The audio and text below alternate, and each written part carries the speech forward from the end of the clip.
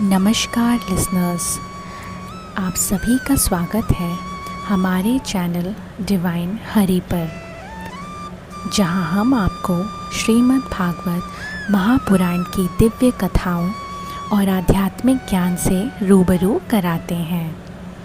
आज हम आपके लिए लाए हैं स्कंद 3 अध्याय 26 का एक विशेष अंश, जिसमें भगवान कपिल देव माता देवहूति को प्रकृति और पुरुष के तत्वों की उत्पत्ति और उनके लक्षणों का वर्णन करते हैं। यह ज्ञान हमें आत्म साक्षात्कार और मोक्ष की राह दिखाता है। अगर आपने हमारा पिछला वीडियो नहीं देखा है तो उसका लिंक आपको डिस्क्रिप्शन पर मिल जाएगा। हमारे इस प्रयास को और अधिक लोगों तक पहुंचाने के लिए कृपया इस वीडियो को लाइक, शेयर, कमेंट कीजिए और हमारे चैनल को सब्सक्राइब अवश्य कीजिए। तो चलिए आज की यात्रा को हम आरंभ करते हैं और बढ़ते हैं अपने अगले अध्याय की ओर। ओम नमो भगवते वासुदेवाय। श्रीमद् भागवत महापुराण के तीसरे स्कंद के 26वें अध्याय में भगवान कपिल देव अपनी माता देवहूति को प्रकृति और पुरुष के तत्वों का गहन और आध्यात्मिक ज्ञान प्रदान करते हैं। यह ज्ञान मनुष्य को प्रकृति के गुणों से मुक्ति दिलाने और आत्मदर्शन के मार्ग पर ले जाने वाला है। श्री कपिल देव जी कहते हैं, माँ, अब मैं तुम्हें प्रकृति और उसके विभिन्न तत्वों के अलग अलग लक्षण बतलाता हूँ। इन तत्वों को समझकर मनुष्य प्रकृति के बंधनों से मुक्त हो सकता है। आत्मदर्शन रूपी ज्ञान ही पुरुष के मोक्ष का कारण है। यह ज्ञान हृदय की अहंकार रूपी ग्रंथि को काटने वाला है। पुरुष का स्वरूप भगवान बताते हैं कि ये सारा जगत जिससे व्याप्त और प्रकाशित होता है वह आत्मा ही पुरुष है। यह पुरुष अनादि, निर्गुण, प्रकृति से परे और स्वयं प्रकाश है। ये अंतःकरण में स्फुरित होता है। इस सर्वव्यापक पुरुष ने अपनी लीला विलास के लिए त्रिगुणात्मक वैष्णवी माया को स्वीकार किया है। प्रकृति और पुरुष का संबंध। प्रकृति जो सत्व, रजस और तमस गुणों से युक्त है, पुरुष के संन्यास से प्रेरित होकर प्रजाओं की सृष्टि करती है। परंतु पुरुष इस माया की आवरण शक्ति से मोहित होकर अपने स्वरूप को भूल जाता है। वह प्रकृति को ही अपना स्वरूप मान लेता है और कर्मों में कर्ता बन जाता है। इस कर्तव्य के अभिमान से ही स्वाधीन और आनंद स्वरूप पुरुष को जन्म मृत्यु का बंधन प्राप्त होता है। इसके आगे माता देवहूति ने प्रश्न किया, हे पुरुषोत्तम, इस विश्व के स्थूल और सूक्ष्म कार्यों का स्वरूप और कारण क्या है? प्रकृति और पुरुष के लक्षण मुझे ज़रा बताइए। प्रकृति का स्वरूप। भगवान उत्तर देते हैं, प्रकृति ये तत्व है जो त्रिगुणात्मक, अव्यक्त, नित्य और कार्य कारण रूप है। यह स्वयं निर्विशेष होकर भी समस्त विशेष धर्मों का आश्रय है।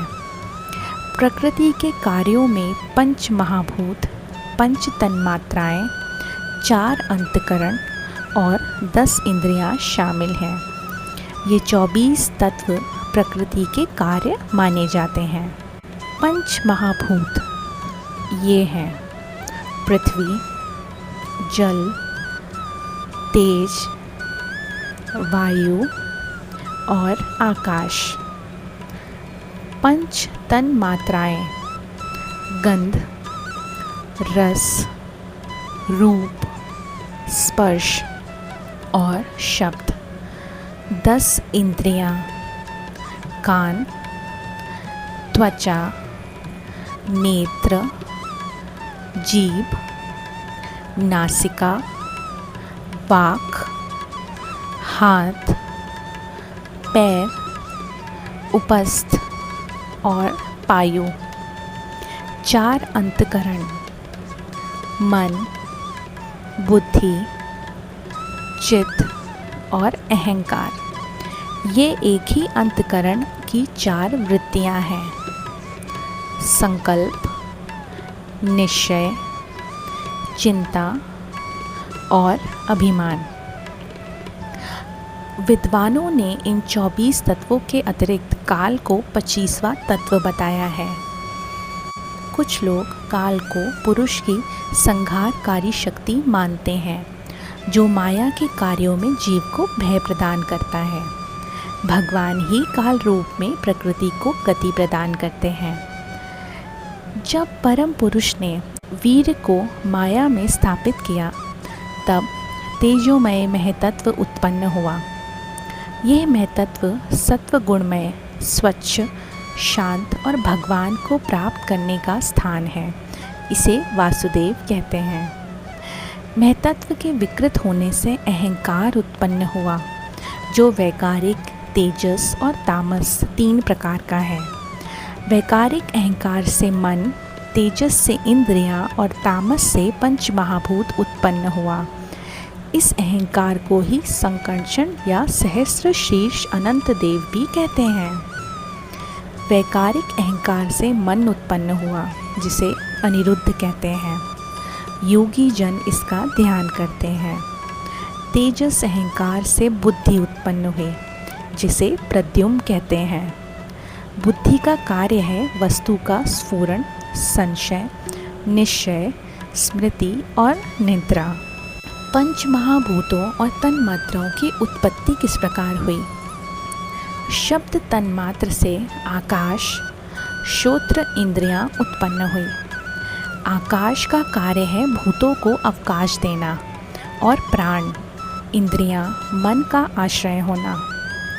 स्पर्श तन्मात्र से वायु और त्वक इंद्रियां उत्पन्न हुई।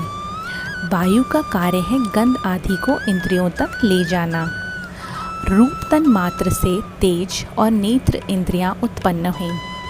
तेज का कार्य है चमकना, पकाना और सुखाना। रस तन्मात्र से जल और रसना इंद्रियां उत्पन्न हुई। जल का कार्य है तृप्त करना और प्यास बुझाना। गंध तन्मात्र से पृथ्वी और घ्राण इंद्रियां उत्पन्न हुई। पृथ्वी का कार्य है जल आदि को धारण करना और प्राणियों के गुणों को प्रकट करना। विराट पुरुष की उत्पत्ति। जब ये 7 तत्व, महतत्व, अहंकार और पंच महाभूत परस्पर नहीं मिल सके, तब भगवान नारायण ने काल और गुणों के साथ उनमें प्रवेश किया। इससे एक जड़ अंड उत्पन्न हुआ, जिससे विराट पुरुष प्रकट हुआ। इस अंड को विशेष कहते हैं, जो 7 आवरणों से घिरा हुआ है। विराट पुरुष का विकास किस प्रकार होता है? विराट पुरुष ने अंड में प्रवेश कर विभिन्न छिद्र बनाए। सबसे पहले मुख, वाक और अग्नि, नासिका, प्राण और वायु, नेत्र, चक्षु और सूर्य, कर्ण, श्रोत्र और दिग्देवता, त्वचा, रोम और औषधियाँ, लिंग, वीर्य और जल, गुदा, अपान और मृत्यु देवता, हाथ, बल और इंद्र, चरण, गति और विष्णु, नाड़ियाँ, रुधिर और नदियाँ, उदर, शुदा, पिपासा और समुद्र, हृदय, मन और चंद्रमा, बुद्धि और ब्रह्मा, अहंकार और रुद्र तथा चित्त और क्षेत्रज्ञ प्रकट हुए। जब ये देवता अपने अपने स्थान में प्रवेश करने लगे, तब भी विराट पुरुष नहीं उठा। अंत में जब क्षेत्रज्ञ ने चित्त के साथ हृदय में प्रवेश किया, तब विराट पुरुष जाग उठा। ये दर्शाता है कि क्षेत्रज्ञ परमात्मा ही सभी तत्वों का आधार है। भगवान कहते हैं, जैसे प्राणी को प्राण, इंद्रियां, मन और बुद्धि के बिना क्षेत्रज्ञ नहीं उठ सकता, वैसे ही विराट पुरुष को क्षेत्रज्ञ परमात्मा के बिना जागृत नहीं किया जा सकता। अतः भक्ति, वैराग्य और चित्त की एकाग्रता से प्रकट हुए ज्ञान द्वारा इस क्षेत्रज्ञ का चिंतन करना चाहिए। श्रोतागण, श्रीमद् भागवत महापुराण का ये अध्याय हमें आत्मा और प्रकृति के गहन रहस्यों को समझाता है। हम आशा करते हैं कि ये ज्ञान आपके जीवन में प्रकाश लाएगा। कृपया इस वीडियो को लाइक कीजिए, शेयर कीजिए, कमेंट करें और हमारे चैनल को सब्सक्राइब करें ताकि आप और अधिक आध्यात्मिक सामग्री से जुड़ सकें।